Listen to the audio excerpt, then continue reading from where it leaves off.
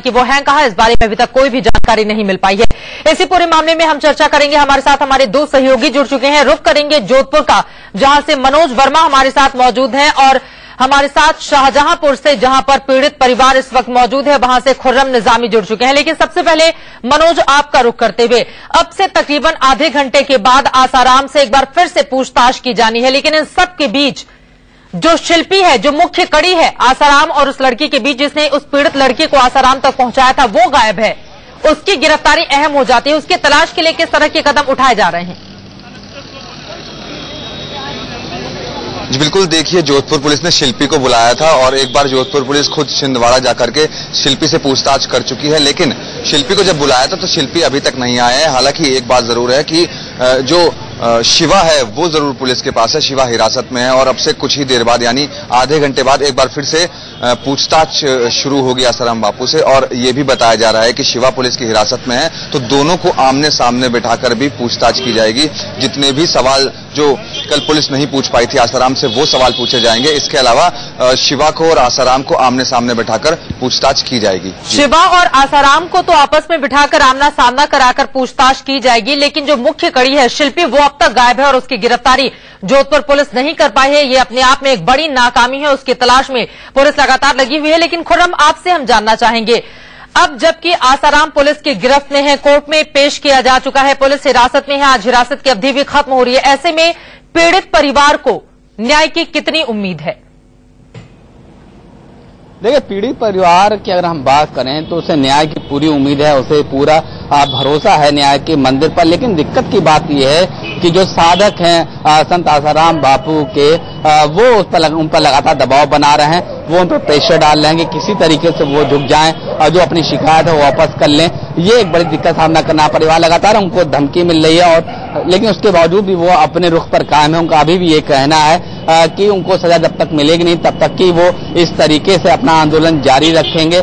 लेकिन जो सबसे अहम बात वो ये है कि जो परिवार है उसको सिक्योरिटी जरूर मिली हुई है और वो अपने घर पे बंधक बने हुए हैं। वो ये बताने को तैयार नहीं है कि उनकी बेटी कहाँ पर है, भाई ये बताने को तैयार नहीं उनकी बहन कहाँ पर है। जाहिर सी बात है, खौफ ज़्यादा है परिवार, सिक्योरिटी जरूर उनके पास है, लेकिन फिर भी वो घर से बाहर कदम नहीं निकाल रहे हैं। जो उनका भाई है और वो भी ज्यादातर घर में ही बताता है अपना वक्त, तो साफ है डरे सहमे हुए लोग। लेकिन सबसे बाद और हमने देखा भी था, दरअसल इसके पीछे वजह भी है, जिस तरह की खुलेआम छूट पुलिस की ओर से दी गई, उसके बाद आसाराम के समर्थक बेकाबू हो गए और दिल्ली से लेकर चाहे इंदौर हो या फिर जोधपुर हो, हर जगह सड़कों पर वही कहानी दिखाई दी जो हमने देखा था। मीडिया कर्मियों पर हमले किए गए थे और यही वजह है कि इस वक्त जो पीड़ित परिवार है वो खौफ में है। फिलहाल शिल्पी की तलाश इस पूरे मामले में जारी है और यहां पर इंडिया न्यूज के कुछ सवाल हैं जो टीवी स्क्रीन पर आपके सामने हैं। अभी तक शिल्पी की गिरफ्तारी आखिर क्यों नहीं की गई? इतने दिन हो चुके हैं पूरे मामले के सामने आए, अभी तक शिल्पी गिरफ्तार नहीं हो पाई है। 20 तारीख को ही 20 अगस्त को एफआईआर दर्ज कराई गई थी। आसाराम की सबसे बड़ी राजदार है शिल्पी, जो सामने नहीं आ रही और बिना शिल्पी के सच सामने कैसे आएगा? जोधपुर पुलिस शिल्पी के मामले में आखिर चुप्पी क्यों साधे हुए है? ये वो तमाम सवाल हैं जिनका जवाब तलाशने की कोशिश जारी है। लेकिन इन सब के बीच इंडिया न्यूज के ये सवाल है और सबसे बड़ा सवाल यही कि आसाराम की सबसे बड़ी राजदार शिल्पी सामने क्यों नहीं आ रही? वो खुद गायब हुई है या फिर उसे गायब करवा दिया गया है?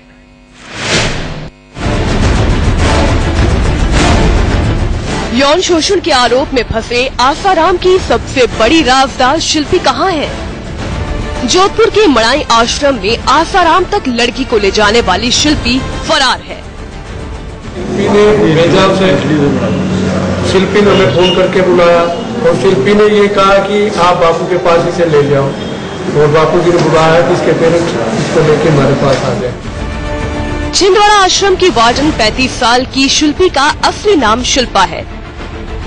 प्यार से लोग शिल्पी कहते हैं।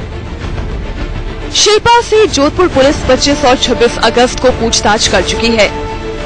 पूछताछ के बाद जोधपुर पुलिस के सामने 29 अगस्त को हाजिर होना था, लेकिन शिल्पी ने जोधपुर पुलिस को फैक्स भेजकर कहा था कि वार्डन की देखरेख करने वाला कोई नहीं है, कुछ वक्त और मोहलत दी जाए। हमारे पास उनका लिखित एप्लीकेशन आया है। शिवा ने कहा वो बीमार है इसलिए टाइम एक्सटेंड किया जाए। शिल्पी और हॉस्टल वार्डन छिंदवाड़ा ने कहा कि उनको फर्दर टाइम चाहिए, हॉस्टल को मैनेज करने वाला पीछे कोई नहीं है इसलिए टाइम चाहिए। ऐसा कल हमें उनकी तरफ से फैक्स प्राप्त हुआ था।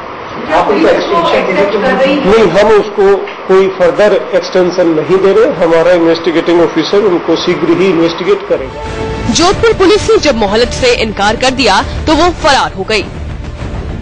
शिल्पी ही वो आसाराम की राजदार है जो ये बताएगी कि आखिर वो जोधपुर के मड़ाई आश्रम तक लड़की को क्यों लेकर गई। ये वही शिल्पी है जो लड़की और आसाराम के साथ मड़ाई आश्रम के उस कमरे में मौजूद थी। सूत्र बताते हैं कि शिल्पी ने ये काम पहली बार नहीं किया है।